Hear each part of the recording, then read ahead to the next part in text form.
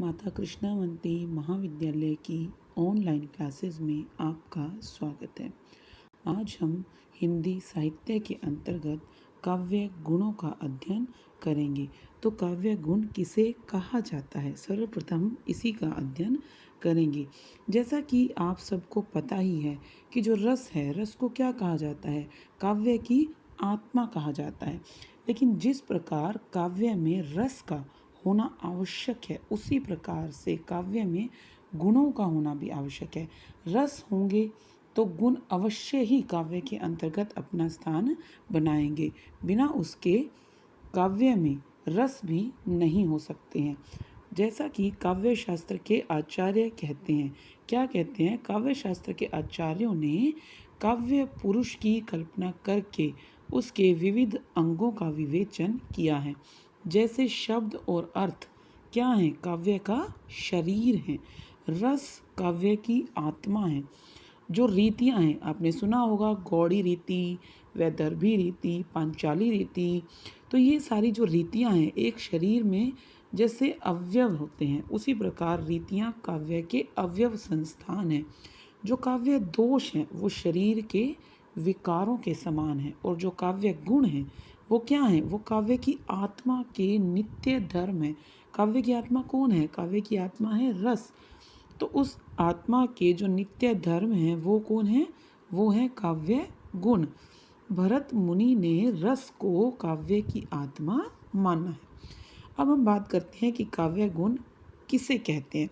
तो शाब्दिक रूप में आप देखें कि काव्य गुण वो तत्व हैं जिसमें काव्य की रचना परक स्वरूप का उन्नयन करते हुए रस को उत्कर्ष प्रदान करते हैं।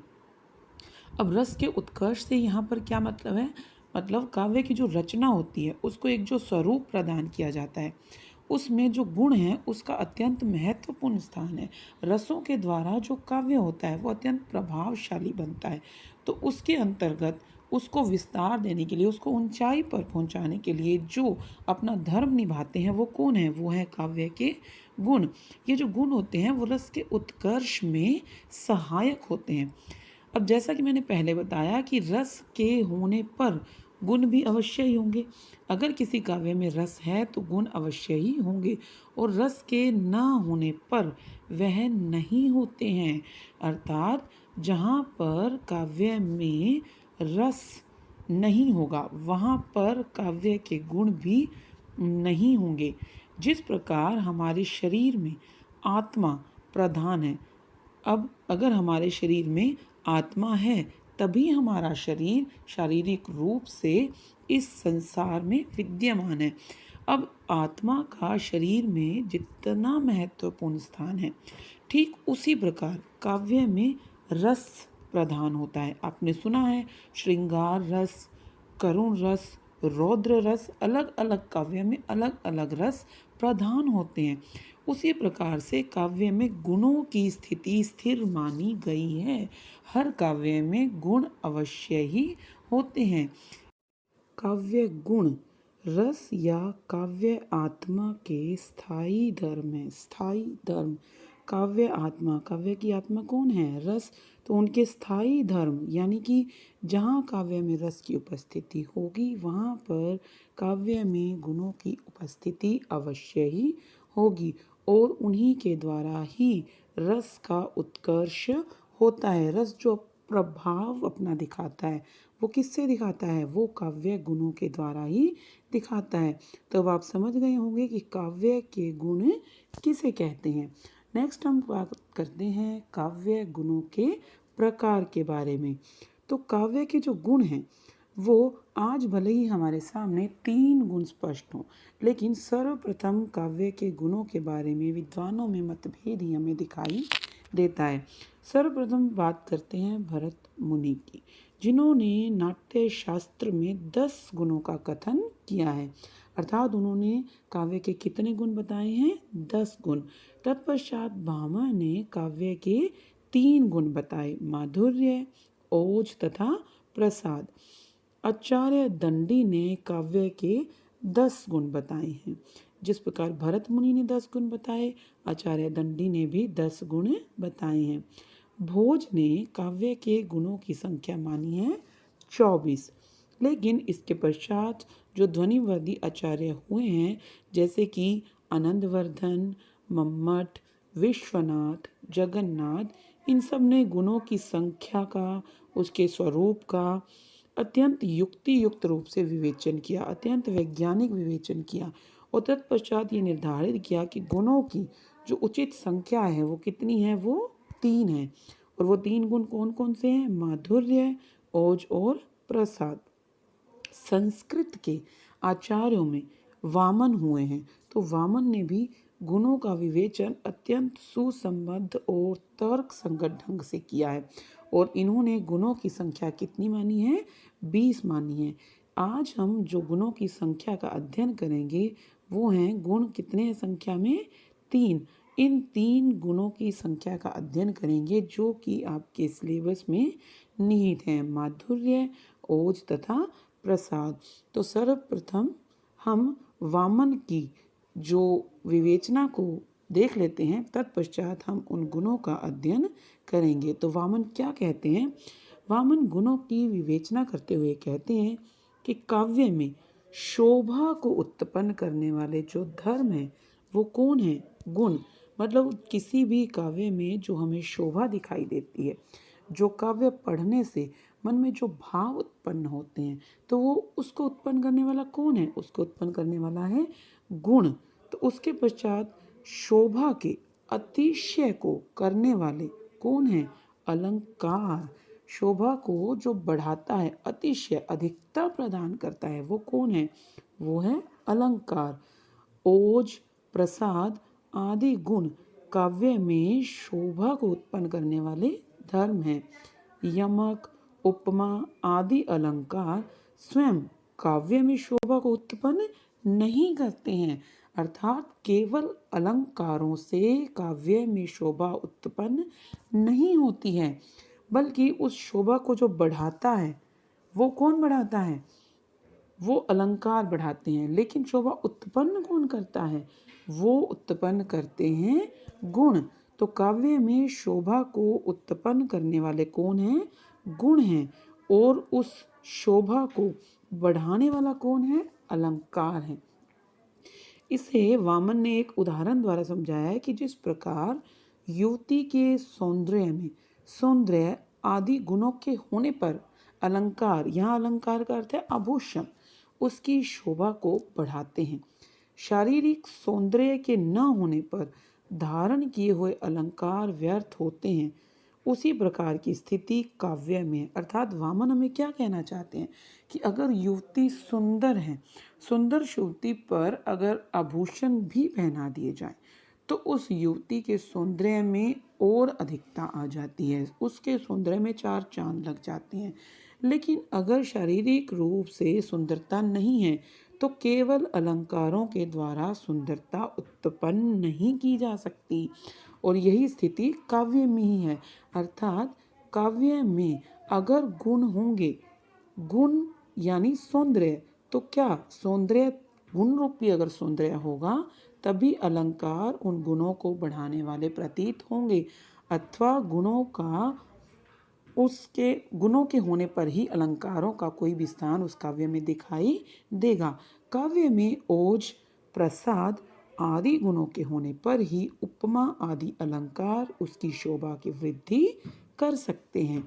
इस प्रकार ओज, प्रसाद आदि गुण काव्य के नित्य धर्म हैं, क्योंकि उनके बिना काव्य में शोभा की उत्पत्ति नहीं हो सकती है।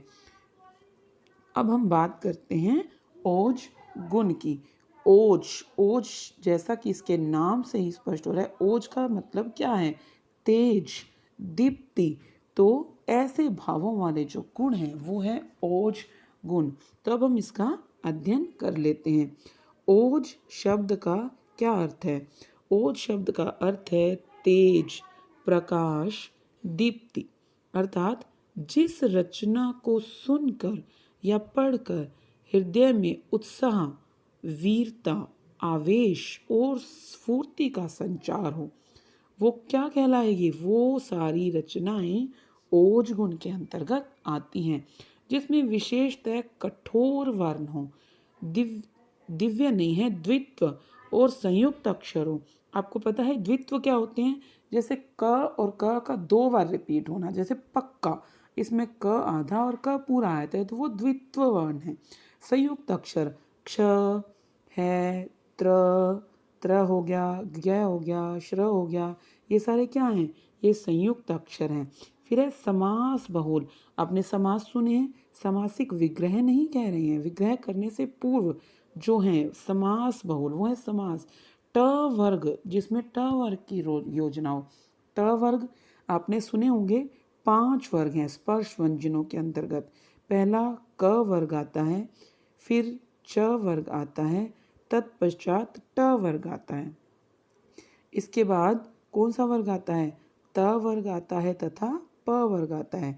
ये जो 5 वर्ग हैं वो स्पर्श व्यंजनों के अंतर्गत आते हैं। तो इसमें से जो ट वर्ग वाले जो अक्षर हैं उनका प्रयोग कहाँ होता है? ओज गुणों के अंतर्गत जो उनका प्रयोग है किया जाता है। तो यहाँ पर होता है ओज गुण। ये हैं ओज गुण की आपके सामने विशेषताएं। वीर, विभत्स, रौद्र, ये क्या हैं? रस जो कि ओज गुण में प्रयोग किए जाते हैं। अब भरत मुनि इसके बारे में क्या कहते हैं? भरत मुनि ने समास युक्त पदों वाली गंभीर अर्थ को जो लिए हुए हो और जो श्रवणों को सूक्त लगे ऐसी पदावली को ओज गण के उपयुक्त बताया है। लेकिन दंडी क्या कहते हैं? दंडी ने समास युक्त पदों की बहुलता से पूर्ण रचना को ओज गुण के योग्य माना है। और आचार्य वामन के अनुसार ओज गुण में क्या होना चाहिए? संयुक्त अक्षर होने चाहिए, संश्लिष्ट पद होने चाहिए। इनसे क्या बनती है? ओज गुण की रचनाएं बनती हैं। विश्वनाथ कहते हैं महाप्राण वर्ण और संयुक्त अक्षरों का प्रयोग ओज गुण में किया जाता है। तो हम अब ओज गुण को आगे इनकी विशेषताओं के अनुसार समझ सकते हैं। पहले हम बात कर लेते हैं महाप्राण वर्ण के बारे में। महाप्राण वर्ण किसे कहते हैं? जब हम वर्गों के बारे में पढ़ रहे हैं तो जो दूसरा वर्ण आएगा, प्रत्येक वर्ग के अंतर्गत दूसरा और चौथा जो वर्ण आ रहा है, जैसे कि क वर्ग में दूसरा कौन सा है? ख, और चौथा कौन सा है? घ। और इसी प्रकार जो स्पर्श व्यंजनों में जो आएंगे दूसरे नंबर पर प्रत्येक वर्ग के और चौथे नंबर पर, तो दूसरे और चौथे नंबर पर जो वर्ण आते हैं इसके साथ ही जो होते हैं ऊष्म व्यंजन। ऊष्म व्यंजन कौन से हैं? जो कि हैं श, श, स और ह। तो ये सारे जो कुल मिलाकर कितने होंगे संख्या में? 15। तो ये जो 15 वर्ण के बारे में आपको मैंने बताया है, ये 15 वर्ण जो होंगे वो कौन से होंगे? महाप्राण वर्ण के अंतर्गत आएंगे। तो ओज गुणों के अंतर्गत महाप्राण वर्णों को स्थान दिया जाता है। अब हम बात कर लेते हैं ओज गुणों की विशेषताओं के बारे में, जिसको पढ़कर या सुनकर चित्त का विस्तार और मन में तेज उत्साह या आवेग उत्पन्न हो, जिसमें संयुक्त अक्षरों, संश्लिष्ट पदों, ट वर्ण युक्त पदावली का प्रयोग, द्वित्व वर्णों का प्रयोग हो, वो क्या है? वो ओज गुण में आते हैं। इनका प्रयोग विशेष रूप से वीर, विभत्स और रौद्र रसों में किया जाता है। और इसका संबंध कौन सी रीति है? गौड़ी रीति से इसका संबंध है। तीनों गुणों में एक एक रीति का प्रयोग किया जाएगा। ओज गुण में जो रीति का प्रयोग किया जाता है वो है गौड़ी रीति। अब हम इनके कुछ उदाहरण देख लेते हैं, जिसमें पहला उदाहरण है हय रुंड गिरे गज झुंड गिरे, कट कट अवनी पर शुंड गिरे, भूपर है विकल वितुंड गिरे, लड़ते लड़ते आदि झुंड गिरे। तो ये एक ऐसा पैराग्राफ है, देखिए इसमें कि ट वर्ग का कितना अधिक प्रयोग जो है हमें दिखाई दे रहा है, और साथ ही जो महाप्राण वर्ण है उसका प्रयोग भी हमें इसमें दिखाई दे रहा है। तो ऐसे शब्द जिनमें ऐसे जो गुण ओज गुण जो हमें दिखाई दे रहे हैं, जो हमने विशेषताएं पढ़ी हैं, वो सब जो हमें इसमें दिखाई दे रहे हैं। तो ये सारी जो रचनाएं हैं, जो ऐसी रचनाएं किस में आएंगी? ओज गुण के अंतर्गत आएंगी। दूसरा एग्जाम्पल भी आप देख सकते हैं। हिमाद्री तुंग श्रृंग से प्रबुद्ध शुद्ध भारती, स्वयं प्रभा समुज्ज्वला स्वतंत्रता पुकारती। अमर्त्य वीर पुत्र हो, दृढ़ प्रतिज्ञा सोच लो, प्रशस्त पुण्य पंथ है, बढ़े चलो बढ़े चलो। तो ये कैसी है कविता, किस प्रकार की है? जो मन में वीरता उत्साह की भावना का संचार करती है। तो जिस रचना को सुनकर मन में वीरता का संचार हो, उसमें कौन सा गुण होगा? उसमें होगा ओज गुण। अब हम चर्चा करते हैं अगले गुण की, जो है माधुर्य गुण। ओज गुण के बाद माधुर्य गुण आपको बहुत अच्छे से समझ आ जाएगा, क्योंकि ओज गुण के बिल्कुल विपरीत जो गुण है वो है माधुर्य गुण। माधुर्य का अर्थ क्या होता है? बहुत ही मीठा, मधुर। तो जिस काव्य रचना को पढ़कर या सुनकर चित्त द्रवित हो जाए, जिससे अंतःकरण को आनंद मिले, उल्लास से द्रवित करने वाली जो कोमल वर्णों से युक्त रचनाएं हों, उनमें कौन सा गुण होता है? माधुर्य गुण होता है। मैंने आपको बोला था कि बिल्कुल ऑपोजिट है ओज के। तो देखिए, ट ठ ड ढ न कर्ण कटु व्यंजनों का इसमें वर्जन होता है। समास युक्त पदों का भी क्या है? इसमें निषेध होता है। और क से लेकर म तक मृदु, ललित और अनुस्वार युक्त वर्णों का प्रयोग होता है। मृदु ललित वर्णों के अंतर्गत आएंगे आपके मुख्यतः अल्प प्राण। आपने अभी पढ़ा महाप्राण के बारे में, तो जो शेष रहे वो थे अल्प प्राण। तो इसमें अल्प प्राण वर्णों का प्रयोग किया जाता है। रकार और लकार का ह्रस्व स्वर से युक्त होने पर प्रयोग होता है। दीर्घ स्वर और ह्रस्व स्वर आप जानते हैं, तो इसमें ह्रस्व स्वर से युक्त होने पर प्रयोग होता है। और इसमें रस कौन सा है? श्रृंगार, करुण और शांत रस का इसमें प्रयोग किया जाता है। और इसकी रीति है वैदर्भी रीति। ओज गुण में आपने पढ़ी गौड़ी रीति, और माधुर्य में वैदर्भी रीति का प्रयोग किया जाता है। अब आप देख सकते हैं कि इसकी जो विशेषताएं हैं वो पूर्णतया ओज गुण के विपरीत हैं। ओज गुण के जो बिल्कुल विपरीत गुण हैं वो हैं माधुर्य गुण। इसके कुछ उदाहरण देखिए, कितनी मधुरता है इनमें। पगली हाँ संभाल ले कैसे छूट पड़ा तेरा अंचल, देख बिखराती है मनिराजी, अरे उठा बेसुध चंचल। मधुरता के द्वारा की गई एक रचना। दूसरा उदाहरण देखिए, कंकन किंकिनी नुपुर धुन सुन, कहत लखन सन राम हृदय गुण, मानो मदन दुदुम्भी दीन्ही, मनसा विश्व विजय कह कीन्ही।